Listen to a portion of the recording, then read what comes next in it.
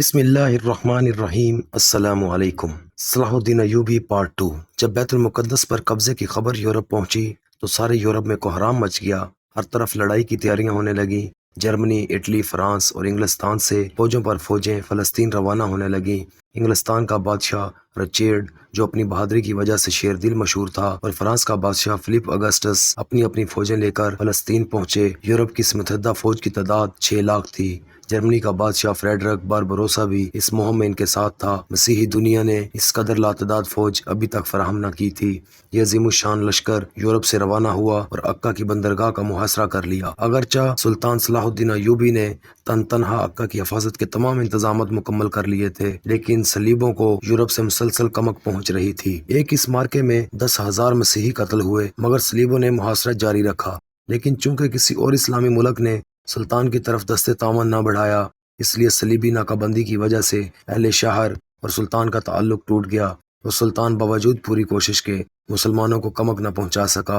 تنگ آ کر اہل شہر نے امان کے وعدہ پر شہر کو مسیحیوں کے حوالے کر دینے پر آمادگی ظاہر کی۔ فریقین کے درمیان معاہدہ طے ہوا، جس کے مطابق مسلمانوں نے 2 لاکھ اشرفیاں بطور تاوان جنگ ادا کرنے کا وعدہ کیا، اور صلیب اعظم اور 500 مسیحی قیدیوں کی واپسی کی شرائط طے کرتے ہوئے مسلمانوں نے ہتھیار ڈال دیے، اور مسلمانوں کو اجازت دے دی گئی وہ تمام مال و اسباب لے کر شہر سے نکل جائیں۔ لیکن ریچرڈ نے بدعہدی کی اور محصورین کو قتل کر دیا۔ عکا کے بعد صلیبیوں نے فلسطین کی بندرگاہ اسقلان کا رخ کیا۔ اسقلان پہنچنے تک مسیحیوں کا سلطان کے ساتھ 11-12 بار مقابلہ ہوا۔ سب سے اہم معرکہ ارسوف کا تھا۔ سلطان نے جواں مردی اور بہادری کی درخشندہ مثالیں پیش کیں، لیکن چونکہ کسی بھی مسلمان حکومت بالخصوص خلیفہ بغداد کی طرف سے کوئی مدد نہ پہنچی، لہٰذا سلطان کو پسپائی اختیار کرنا پڑی۔ واپسی پر سلطان نے اسقلان کا شہر خود ہی تباہ کر دیا، اور جب صلیبی وہاں پہنچے تو انہیں اینٹوں کے ڈھیر کے سوا کچھ بھی حاصل نہ ہوا۔ اس دوران میں سلطان نے بیت المقدس کی حفاظت کی تیاریاں مکمل کی، کیونکہ اب صلیبوں کا نشانہ بیت المقدس تھا۔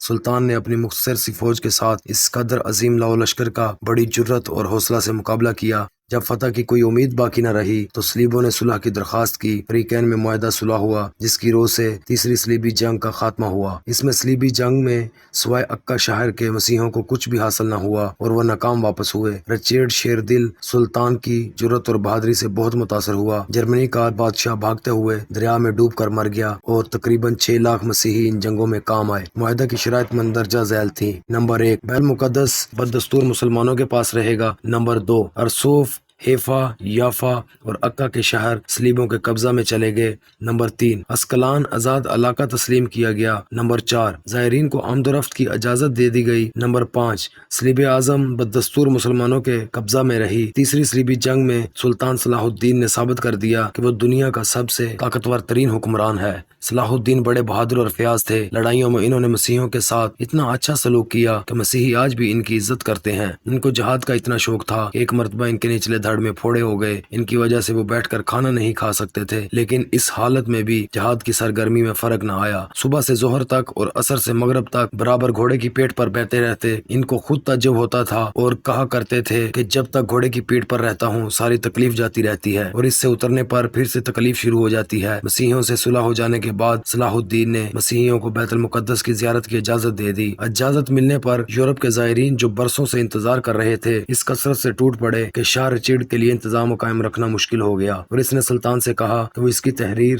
اور اجازت نامے کے بغیر کسی کو بیت المقدس میں داخل نہ ہونے دے۔ سلطان نے جواب دیا، زائرین بڑی بڑی مسافتیں طے کر کے زیارت کے شوق میں آتے ہیں، ان کو روکنا مناسب نہیں۔ سلطان نے نہ صرف یہ کہ ان زائرین کو ہر قسم کی آزادی دی، بلکہ اپنی جانب سے لاکھوں زائرین کی مدارت، راحت، آسائش اور دعوت کا انتظام بھی کیا۔ صلاح الدین کا غیر مسلموں سے سلوک عین اسلامی تعلیمات کے مطابق تھا، اور یہ اس کا ثبوت ہے کہ اسلامی حکومت میں غیر مسلموں کے حقوق بھی اسی طرح محفوظ ہوئے ہیں جس طرح مسلمانوں کے۔ نور الدین زنگی کی طرح صلاح الدین کی زندگی بھی بڑی سادہ تھی۔ ریشمی کپڑے کبھی استعمال نہیں کیے، اور رہنے کے لیے محل کی جگہ معمولی سا مکان ہوتا تھا۔ سلطان ایک سچے اور پکے مسلمان تھے۔ قاہرہ پہ قبضے کے بعد جب آپ نے فاطمی حکمرانوں کے محلات کا جائزہ لیا تو وہاں بے شمار جواہرات اور سونے چاندی کے برتن جمع تھے۔ صلاح الدین ایوبی نے یہ ساری چیزیں اپنے قبضے میں لانے کی بجائے بیت المال میں داخل کرا دی۔ محلات کو عام استعمال میں لایا گیا، اور ایک محل میں عظیم الشان خانقاہ قائم کی گئی۔ فاطمیوں کے زمانے میں مدرسے سے قائم نہیں کیے گئے۔ شام میں تو نور الدین زنگی کے زمانے میں مدرسے اور شفا خانے قائم ہوئے، لیکن مصر اب تک محروم تھا۔ صلاح الدین ایوبی نے یہاں کثرت سے مدرسے اور شفا خانے قائم کیے اور مدارس میں طلباء کے قیام و طعام کا انتظام بھی سرکار کی طرف سے ہوتا تھا۔ قاہرہ میں صلاح الدین کے قائم کردہ شفا خانے کے بارے میں ایک سیاح ابن جبیر لکھتا ہے کہ یہ شفا خانہ ایک محل کی طرح معلوم ہوتا ہے جس میں دواؤں کا بہت بڑا ذخیرہ ہے۔ اس نے عورتوں کے شفا خانے اور پاگل خانے کا بھی ذکر کیا ہے۔ صلاح الدین ایوبی سلطنت غوریہ کے حکمران شہاب الدین غوری اور مراکشی حکمران یعقوب المنصور کا ہم اثر تھا،